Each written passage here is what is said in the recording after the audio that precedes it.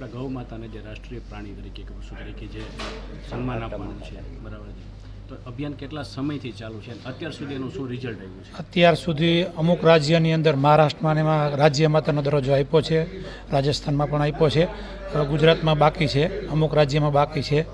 તો રાજ્ય માતા અને રાષ્ટ્ર માતાનો દરજ્જો મળે એવી સાધુ સંતો, ગૌભક્તો, ગૌપ્રેમીની લાગણી છે. આ આંદોલન છેલ્લા 10 વર્ષથી શાંતિપૂર્ણ ચાલે છે અને જ્યાં સુધી ગૌ માતાને રાષ્ટ્રમાતા નહીં થાય ત્યાં સુધી અમે શાંતિપૂર્ણ રીતે ગૌભક્તો, ગૌસેવકો, ગૌશાળા સંચાલકો સરકારને આવેદન આપી અને સરકારની સાથે રહી અને સંપૂર્ણ શાંતિ રીતે કરશું. આપણે છેલ્લા 10 વર્ષથી તમે કહો છો અભિયાન ચલાવી રહ્યા છીએ, તો એટલું બધું રિઝલ્ટ નથી. તો હવે આગળના કોઈ એવા આક્રમણકારી પગલાં તમે લઈ શકો?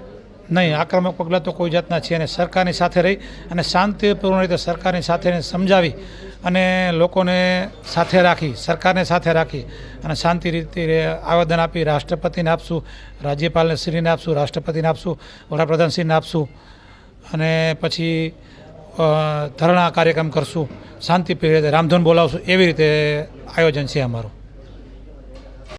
અચ્છા, સાહેબ, આપણે જ્યાં ગૌ માતા માટે જે કાયદો બનાવવાની જે વાત કરી છે, એમાં આપણે આ આંદોલન સિવાય બીજા ક્યાં પગલાં લઈ શકીએ? જય ગૌ માતા, જય ગોપાલ. અત્યારે સમગ્ર દેશમાં ગૌ સેવા માટેનું એક અભિયાન, મહાઅભિયાન ચાલી રહ્યું છે વૃંદાવનની ધરતી પરથી, કે જેમાં ગૌ સેવા, ગૌ સુરક્ષા અને ગૌ સન્માન એટલે કે ગાયની સર્વાંગીણ રીતે સેવા થાય એ માટેનું વૃંદાવનની ધરતી પરથી સંતોએ આ આહવાન શરૂ કરેલ છે.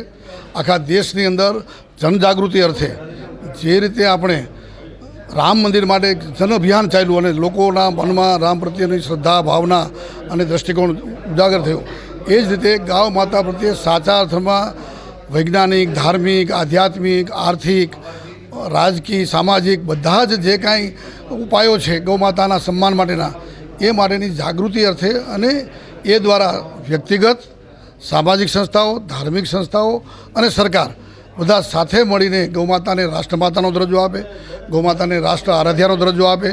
ગૌમાતા માટેનો જે આપણો આર્ટિકલ છે બંધારણનું 48 અને 51A, એમાં સુધારો કરીને ગૌમાતા માટેનો એક એવો કાયદો બનાવવા માટે આવે કે જેથી કરીને સંપૂર્ણ ગૌહત્યા પ્રતિબંધ સમગ્ર દેશમાં લાગુ પડે. અત્યારે 18 જેટલા રાજ્યોમાં તો છે, પરંતુ સમગ્ર દેશમાં લાગુ પડે. ગાય માતાની રક્ષા થાય. ગાય માતા આપણા દેશનું ભાગ્ય બદલી શકે એમ છે.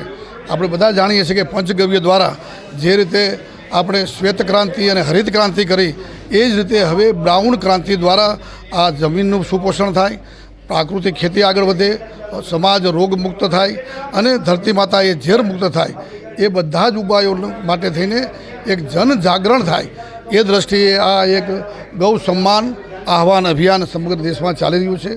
ગુજરાતમાં 7 મે આપણે બધાએ પહેલા ચરણમાં મામલતદારને એટલે કે તાલુકા કક્ષાએ આ આવેદનપત્ર આપવા જવાનું છે, જે રાષ્ટ્રપતિ, વડાપ્રધાન, ગવર્નર જે તે રાજ્યના અને મુખ્યમંત્રીને સંબોધન કરેલું હશે. અને આ 7 મે પછી સમગ્ર દેશમાં અભિયાન ચાલુ રહેશે, જનજાગરણ ચાલુ રહેશે અને પછી 27 જુલાઈએ બીજું ચરણ, ત્યારે ડિસ્ટ્રિક્ટ કલેક્ટરને, જિલ્લા કલેક્ટર અને કમિશનરને આવેદનપત્ર આપવામાં આવશે અને એ પછી એ લોકો ઉપર વડાપ્રધાન સુધી મોકલે. ત્રીજા ચરણમાં સીધા ઓક્ટોબરની અંદર 27 ઓક્ટોબરે એ ત્યારે રાજ્યના મુખ્યમંત્રી અને ગવર્નરશ્રીને આપવામાં આવશે કે જેથી કરીને બધા લોકો સુધી આ અભિયાન પહોંચે. અને 27 ઓક્ટોબર પછી સીધી આવશે 27 જાન્યુઆરી, ત્યારે વડાપ્રધાનને અને રાષ્ટ્રપતિને આવેદનપત્રો આખા દેશમાંથી આપવામાં આવશે અને અપેક્ષા કરવામાં આવશે કે 15મી ઓગસ્ટ 2027 સુધીમાં સરકાર આ બાબતમાં નિર્ણય લે, સંપૂર્ણ ગૌહત્યા પ્રતિબંધનો કાયદો બનાવે અને સાથે સાથે સમાજ પણ જાગૃત થઈને ગૌ સેવા માટેના જેટલા વિવિધ આયામો છે, પ્રકલ્પો છે, ગૌ રક્ષા, ગૌ સંવર્ધન, ગૌ પાલન, ગૌ આધારિત કૃષિ, ગૌ આરોગ્ય વ્યવસ્થા, સમાજ વ્યવસ્થા, અર્થવ્યવસ્થા અને પર્યાવરણ રક્ષા માટે અનેકવિધ રીતે ગૌમાતા ઉપયોગી છે, એની જો જાણકારી અને એના દ્વારા જો કાર્ય રચના શરૂ થઈ જશે, કાર્ય યોજના, તો એક પણ ગૌ માતા રસ્તે રખડશે નહીં અને એ ગૌ માતાનું જતન થશે. ગૌ માતા ખેડૂતો જ નહીં, વ્યક્તિગત રીતે બધા સમાજના લોકો પાળતા થશે અને આ દ્વારા સંપૂર્ણ ગૌ હત્યા બંધિત થશે અને ગૌ રક્ષા પણ થશે અને ગૌ આધારિત સમાજ વ્યવસ્થા દ્વારા દેશનું પણ કલ્યાણ થશે. આ બધા જ ઉદ્દેશોને ધ્યાનમાં રાખીને આ ગૌ સેવા સન્માન આહવાન અભિયાન શરૂ થયું છે. આપણે સૌ લોકો આમાં જોડાઈએ. સાધુ સંતોએ ખૂબ કૃપા કરીને આ અભિયાનને એક વેગ આપ્યો છે. સામાજિક સંસ્થાઓ પણ આપણે આગળ આવીએ, વ્યક્તિગત રીતે પણ જ્યાં હોઈએ ત્યાં આપણે ઉપયોગી થઈએ અને પોઝિટિવ રીતે આ ક્યાંય આંદોલન કે સરકાર વિરુદ્ધ કે એ પ્રકારની બીજી કોઈ વાત નથી. ફક્ત ને ફક્ત રચનાત્મક પ્રવૃત્તિ દ્વારા સમાજને જાગરણ કરીને અને સરકાર સમક્ષ આપણે નિવેદન કરીને કે આમાં સમગ્ર વિશ્વનું કલ્યાણ છે. આ કોઈ કાયદો બનાવવાથી કે બીજો કોઈ માટે થઈને આ તો સમગ્ર સૃષ્ટિના કલ્યાણની વાત છે. બધા ધર્મોના, બધા જાતિઓના, બધા સંપ્રદાયોના લોકો માટે પણ આ ગૌ માતા એ સમાન, એટલે તો આપણે એને ગાયો વિશ્વસ્ય માત્ર કહીએ છીએ, વિશ્વ માતા કહી છે કે બધાનું કલ્યાણ કરે છે. તો એ માટે જનજાગરણ થાય. અભિયાન દ્વારા આપણે સૌ ગૌ માતાને સાચા અર્થમાં અને આજના પરિપ્રેક્ષ્યમાં વૈજ્ઞાનિક દૃષ્ટિકોણથી સમજીએ, આપણા પોતાના સ્વાર્થ માટે સમજીએ, વ્યક્તિગત સ્વાર્થ માટે પણ ગૌ માતાની ઉપયોગિતા સમજીને ગૌ માતાની સેવા, સન્માન અને સુરક્ષા માટે સૌ આગળ આવે એ માટે થઈને આ એક હાર્દિક અપીલ છે.